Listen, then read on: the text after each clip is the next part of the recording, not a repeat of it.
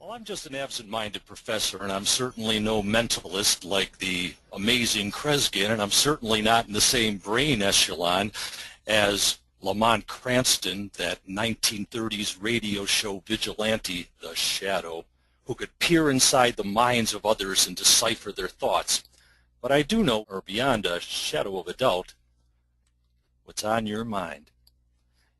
You're working with children and youth who sometimes fail to abide by your rules, routines, regulations, or directions.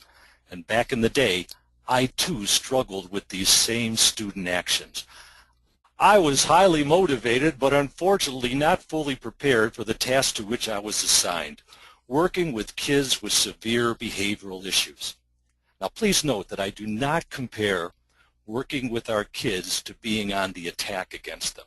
I just thought this hilarious image was a good way to make a point, that no matter how strong our preparation, there's always a new and perplexing behavior to address, and thus more strategies to acquire if we wish to do our job well. There are so many different ways that kids can respond when they don't want to follow our directions. They can comply, they can withhold their feelings and just do it. They can present their case, their objections to our direction in a respectful manner.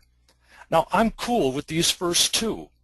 How do we nurture the first two that we've just talked about? How do we grow them so that we're less likely to face the other ways that we oftentimes see? The avoidance tactics. Pretending that we're not there, withdrawing into their shell, using trickery and deceit, delaying their compliance,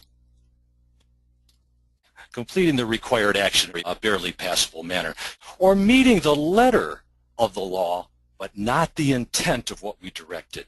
For example, you follow the sage advice to stop your students at the door to prepare them for the appropriate entry into the classroom. You give the directions to them to follow when they reach their desks. And you end with, please continue to keep your voices low while you enter the classroom. And this is how Jacinto, your lovable but inappropriate student, follows your direction to enter the classroom with his voice low to the ground. And when you tell him to stand up and walk, he says, well, why didn't you tell me that in the first place? They refuse in a rude or hostile manner. Or they become pugilistic. With all these different ways that kids can be non-cooperative and the myriad variations on them, we continually need to pump up our professional selves. If we're going to be fully effective with youngsters who exhibit inappropriate behaviors, we need